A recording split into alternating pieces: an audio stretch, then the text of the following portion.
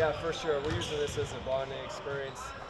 Go to a different country, experience the culture. Obviously, there's going to be a lot of work doing basketball, but also a lot of time to be with your teammates and learn about them. We're a new group, so I think we can take advantage of that time. That's kind of the goal for the trip. Are there any specific team bonding things that you guys have planned? I'm going to send you the itinerary after it. Yeah, we have a couple things planned that you guys will probably see. They'll be out in the media, but always has fun stuff with the team. Have you been on any neutral site games before? And if so, what do you remember about the experience it was? I've been on a ton of them in my career, all over the place. I mean, I've been a lot of different arenas.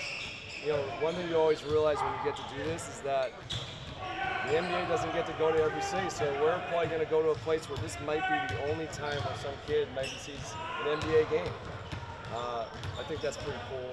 I know that I was lucky because I grew up in a city that had a team, but not everybody does. There's only 30 of us, so especially in like you're up in Canada, only has one city. Probably a great experience for the kids in Montreal and the fans of the NBA there. Coach, I know you praised Bub and Keefe for their competitiveness as far as training camp. I'm wondering what they've done specifically where you look at it and you're like, wow, that guy's a dog. Like, is it just talking up their teammates and hustling for loose balls?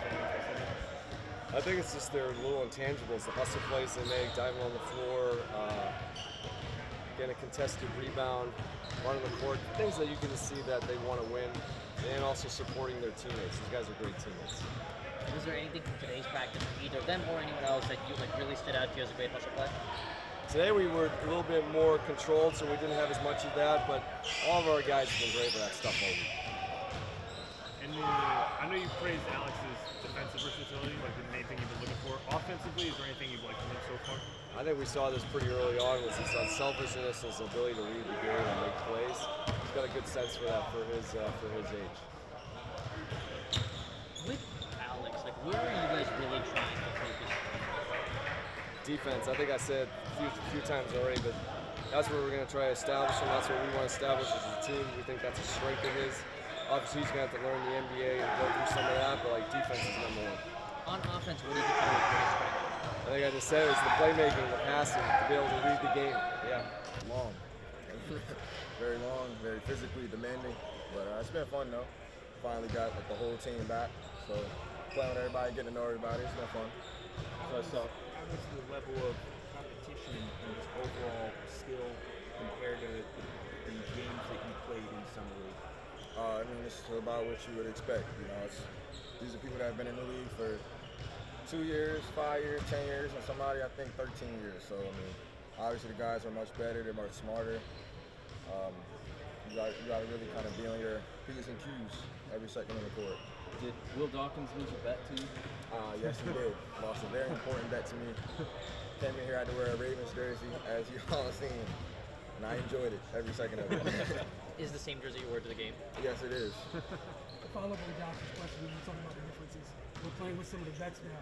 What are some of the adjustments you find yourself having to make coming from the summer league experience to a couple years of training camp? You can't really rely on your physical ability to get you all the way there, because like I said, these guys have been here before. They've been seeing a bunch of people.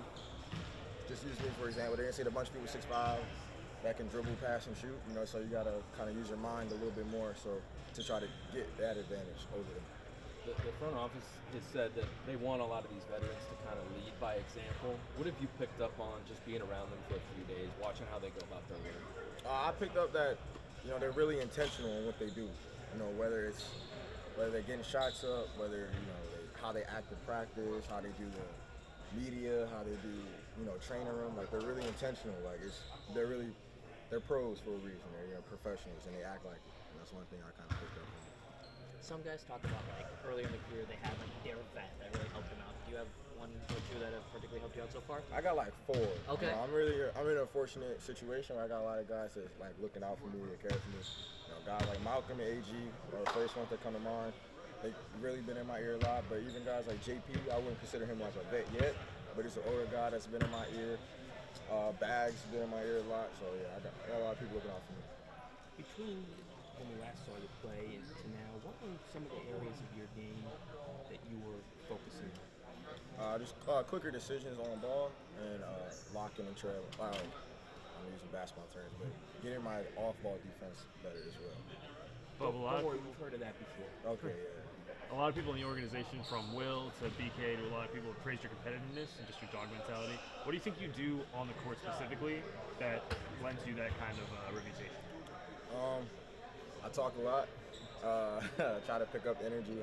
I'm trying to always, whether anything's just to make noise, just to make energy, create flow, like clapping, yelling, screaming, whatever it is, trying to get on somebody's nerves, whatever it is, trying to just bring out a different energy. Like you said, there ain't no secret what's been going on in this organization. We just trying to flip that around.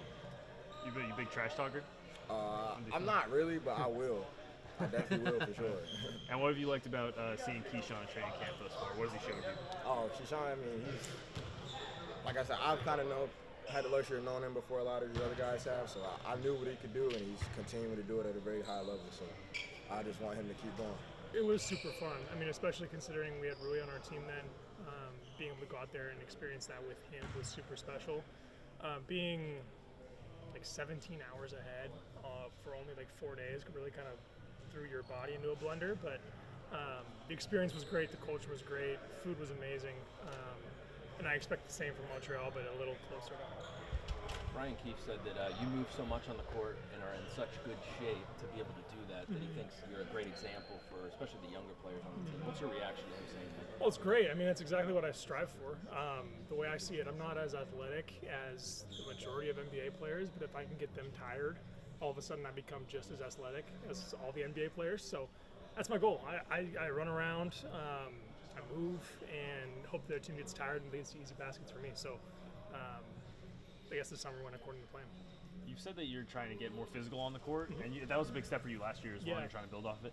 With arrivals like Bub, like Malcolm, Jonas, how do you think the overall physicality of the team could improve with just that size? Yeah, we have an edge, that's for sure. And you don't need to be big in order to be played physical. And obviously Jonas is big and physical, Malcolm big and physical, but Bub plays with an edge. And you got to have both in order to really make your mark physically on the court. So I'm kind of taking notes and looking at those guys out of the corner of my eye to see if there's anything I can pick up along the way. Are there any smaller guys in the league, not necessarily on the Wizards, who are physical, who you respect? Yeah, like Shea is super physical. I wouldn't say he's super big. De'Aaron Fox is pretty physical, along with his speed. It helps a ton. When you move like those guys move, and you're that quick, you don't need a lot of brute strength. It's just little nudges here and there when guys are off balance that make the biggest difference. What does Bub? So we are just learning Bub, right? Yeah. We're not even close to knowing much about him. What is his edge like? What do you mean? He flips the switch, man. Like, he is the most friendly, like, talkative, bubbly guy off the court, and then as soon as the ball goes up, he turns into a killer. And you want guys like that on your team, and you hate playing against guys like that on other teams. And Bub doesn't know any better. He's so young, and it's kind of that almost like naive confidence that he brings that helps feed me as an older guy on this team. And I try to like bring that same energy and match him because he kind of carries the energy if I don't. Are there any examples or moments from the first 3 days of training camp that really stand out to you where, Bub, that him not knowing any better and like that fire that he brings? Yeah, there was, I don't even know if it was training camp or if it was before, but we were playing in a live situation. He's picking up Jordan full court and zigzagging him up and down, and then got a steal, got a dunk, got another steal. It's like his energy that he plays with. Feels like he's a car that you kind of wind up and sit on the ground and he just takes off. So it's special. And then you guys want to play really fast this Yeah. year, and you also want to improve your defense. Yeah. It feels like teams that play fast often have defensive struggles. Yeah. How do you counteract that? That's a good question. And it's all through your mentality and the way that you carry yourself on the court. BK has challenged us over the last 3 days to, in order to be successful and to do great things, you have to do hard stuff. And running up and down the court and getting to the corners is hard, and then getting yourself back and playing really good defense and talking while you're out of breath is also really hard, but that's what good teams do. And we have to kind of choose that path early in order to set the standard for what we want to do.